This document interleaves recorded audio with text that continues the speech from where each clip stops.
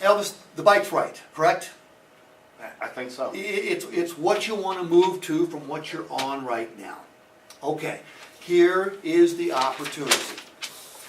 We have discounted it $1,000. You own it for $12,999. Here are the fees. Uncle Sam, or the state of Georgia gets theirs. Your bike, you know, you don't want it. We do want it. We want it badly. We'll buy it for $8,000. Now, most people on a bike in this price range want to put down an initial investment of about $2,500. So, with your bike, the $2,500 down, us paying off your bike and the negative equity, here are your payment plans. The high payment, okay? And I know you're thinking it's high because it's $278. That's a lot more than you're paying right now. But it's a 48-month contract. That contract allows you to pay it off sooner, you build equity faster, and you know what? You save yourself a pile of money in carrying charges. But if you're into flexibility and comfortability, at 72 months the payment goes all the way down to $212. It's obviously more comfortable than $278, and when I said flexible, I meant that because you can still pay it off in 48 months if you so desire. No prepayment penalty. 60 months, this is what our customers have deemed the best of both worlds. The payment's way lower than it is at 48. It's a little bit higher at 72, but you pay it off sooner, build equity faster, and you pay less in carrying charges. So do me a favor, circle and initial the payment that works best for you. I got to tell you, everything looks really good, and I appreciate the $1,000 discount. I came in here with an expectation of $11,000. After we looked at my trade, I realized that's probably a little far-fetched, and maybe that's a little closer to a retail number. But Steve, you got to do better than that. I can't live with $8,000 on the trade. First step is empathy. Elvis, you're a normal human being, my man. Everybody says that. Nobody ever says we give them enough for the trade. Maybe it's the chair there I should change. But we understand it's not a problem. However, other than what we're willing to buy your bike for, everything else is cool. Nothing else stops you from taking delivery. This is called isolation. I'm now trying to raise his level of commitment, because if he says, yeah, okay, now I know if I handle this, he's in. But he's liable to say, well, Steve, that payment's stupidly high too. Say it. Steve, that payment's stupidly high. I told you I was capped at $170. Okay, so what do I know now? As a salesman, what do I know? It's a payment guy. Actually, he's got two issues here. Okay? His trade too. His trade too. But you know what? All he did was tell me what I have to do to get him to take delivery of the bike. So what I would say is, I tell you what, Elvis, you know, I understand. You've been paying $110, right? That's right. And you said you'd go up. I remember you saying that. Okay, and I also remember saying, look, this is going to be a little bit more than $170, and you said, all right, we'll see, but I'm with you there. But why don't we do this? Why don't we handle the trade first, then we'll take care of the payment. We're going to make this right for you. Fair enough? That's fair. Okay. So now what I'm going to do is I'm going to use mathematics. Okay? I'm going to be completely honest with him. I'm not going to confront him once. You will never, ever, ever hear me say, what do you think your bike's worth? He already told me. He was hoping it was 11. He wasn't thinking. He was hoping. But obviously we have dropped him back just a little bit. So I'm going to put a number in. I'm going to give him a number. You know what? If we had $10,000 written down there to buy your bike, I bet you'd be tickled pink now, wouldn't you? Based on everything we've talked about, yeah, I'd be happy with that. I don't know where you got that number, but it's a good number. Because quite frankly, it's the same number we're thinking that the bike, listen to my words, can be worth. Okay? Now the question is, and it's a question that you can answer. The question is, who's going to make it worth $10,000? All right? This is our business. When we buy someone's bike, we buy it as is. $8,000 is our initial investment. Okay? In order to get someone to pay 10 grand for it, or 11 grand for it, someone's going to have to invest in that bike. You told me that you knew it needed 2 tires, correct? That's right. Okay. I'm going to guess they're about a couple, well, I don't have to guess, I know exactly what they cost, but you tell me, if you went into our service department, or shoot, you went somewhere else and said, hey, I need 2 new tires, put them on, install them, get me ready to go, what would you spend? $350 plus the labor, I guess. So $450, okay? If we're gonna get top dollar for the bike, if you're gonna get top dollar for the bike, don't you think we need to do something about the front fender? I mean, I think you could just touch it up, but Okay. what are you thinking?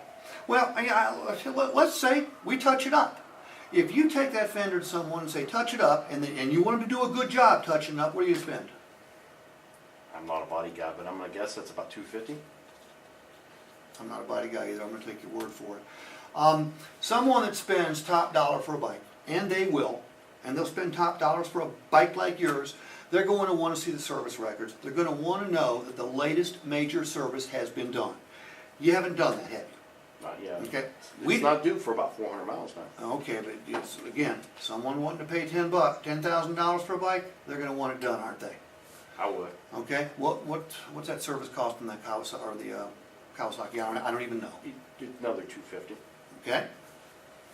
Anything else you'd have to do to your bike to get it right? Well, you'd probably have to detail it. Okay.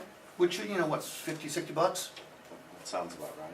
Okay. Anything else you think you'd have to do to it? No, I think if you did all that, then you got a jam up, ready to roll bike. Okay. Notice how I want him involved. Okay. Do me a favor, add this up real quick. 450, 250, 250, and 60. Steve, I'm coming up with 1010. Okay. Most people don't do this, but you might want to. All right. Most people won't take an $8,000 bike, invest $1,010 of their own money in it, okay, in order to get it ready for sale. All right? We do it for a living. But if you want to, and it's worth it, and we'll go through the math here, I'll not only encourage you to do it, I'll help you do it. In fact, I'll see if we can't get some of this stuff done for you, okay? I mean, at an employee price, if you will. If you did it, though, you'd have $9,110 invested in that bike. And now, it's worth $10,000, hopefully. So you're out riding around and at a stoplight, somebody pulls up next to you and says, pretty bike, because it is a pretty bike. And you said, thank you. And they said, we're looking for a bike like that. And you said, well, this is a miracle because I'm trying to sell this bike. And they said, how much? You said 10 grand. And they said, okay. Boom. They got cash money. They give it to you. By the way, they might be a little surprised when you tell them that they have to pay $10,650 because they have to pay tax on that bike now. And what's happening in that private sector market is people are going out there seeing the 10 grand and expecting to pay 10 grand. The seller's going, well, we got to collect Georgia state tax now. So basically, the customers are asking them to knock that off. But let's say that doesn't happen, okay? So they pay you $10,650. So you got $10K in your pocket. So you have netted $900. So you come back here and you're waving the bill of sale in my face going, see, Steve? And you know what? First of all, I'd high five you. Okay, I'd be happy for you, especially that you were back here. But here's the unpleasant surprise that you would discover when you got back here. Do me a favor, take $8,000 and multiply it times 6.5%. $520. That's the tax credit that you would lose by not trading a bike in. That's the amount that the tax would go up when you got back here. So our bike would increase in price by $520. Not because of anything we did. We would not change the price. But because of the state of Georgia. Gives you a $520 tax credit if you trade it. If you don't get it. So now you've netted $380. My question for you, Elvis, is this. First of all, it takes a miracle for someone to pay you $10,650 at a stoplight for your car, right? Or for your bike, right? Okay. And then it takes another miracle for you to have invested $1,010 in a bike that you're not planning on driving anymore in order to save yourself a whopping $380. Elvis, is it worth it? And if it's not, would you please choose one of these payments so I can get your new bike cleaned up and ready to go. Steve, can we split the 380 and you come 160 bucks my way, I'll go 160 bucks your way. It does what it does to the monthly payment, and we got business. Okay, now, well, 15 years ago, I would have said, yeah, in a heartbeat. Jumped right on it, because shoot, I mean, 380 bucks, what is that? 380 times 5% is what? $19. No, for two reasons. Number one, it blows my credibility. Number two, I want the money. I'm sorry. If I make $19 more on every single bike I sell, well, over a period of time, that's going to add up to some money. And I'm not going to listen to what I say, because I don't bring up a manager at all. I tell you what, Elvis, we assigned an $8,000 risk value to your bike. When I say risk value, when we buy someone's bike, we're buying all the liabilities that come with the bike. I mean, we know on the outside what's wrong with it, what we need to do with it. We don't know what's going on the inside. We don't make many mistakes, but we do make mistakes. Every bike we buy, we intend on either wholesaling and not losing money, or retailing and making money. It doesn't happen every single time. So we have assigned an $8,000 liability to this bike. If the company is willing to increase their risk, and they might, but if they're going to want to be absolutely, totally convinced that the reward they're looking for, which is your business, meaning you join the Killer Creek Harley-Davidson family, they're going to want to make sure that that bird is in hand. I will see if we will increase the risk. Okay, I don't know if we will or how much we will, but if I go check, I've got to have an insurance that you will take delivery of this bike today, and it would help if you would write me the check for $2,500 so I can take it up there. That's fair. I'm putting it on a card. Is that okay? That's fine. Okay, so now, what I do is I go to my manager and I say, hey boss, he wants $380 more. Actually, he doesn't want 380. He wants to split the 380, which is $140. You can give him the $140, or you can give me 40, and I'll go back and get the other 100. You tell me. I mean, for another $100, $5, I might not want to waste another 15 or 20 minutes. Right. And that to me was the only thing with the system, is it was pretty long and drawn out, and I guess my angle right here would have been on this, and you tell me if you like it, is that you had already talked to him. You talked about negative equity. So before I went through all that about what the bike needed, I probably would have posed it as, man, do you want to put another $1,000 in a bike you've already got negative equity in, just to bring your trade-in value up to a difference that don't even cover your tax savings? I like that line. Yeah. Because it's the truth. Yeah. It's the truth. And you say it's long and drawn out, and I get this a lot.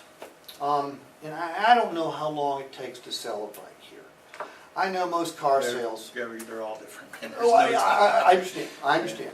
But most car sales, I think, last 3.5 hours.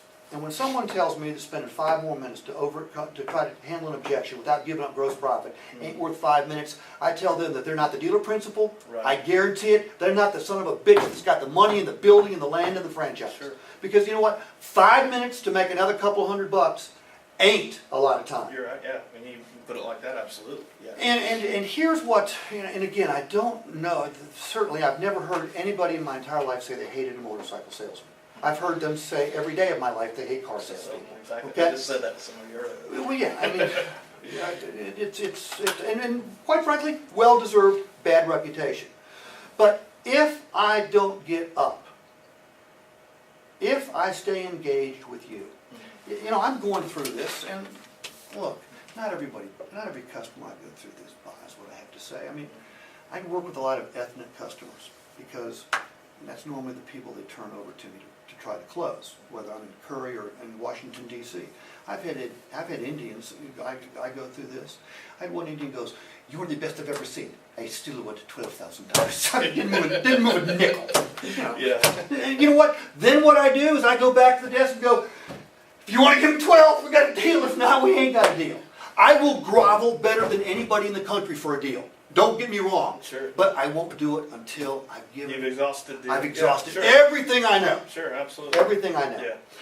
Don't let the time whack you out. And that wasn't what I was getting at there. Okay. I guess, what I was saying was, rather than to have gone through all that, my angle would have been, hey, do we really want to put it, in order to get this bike to this value and get you more trade-in number, based on the things that are wrong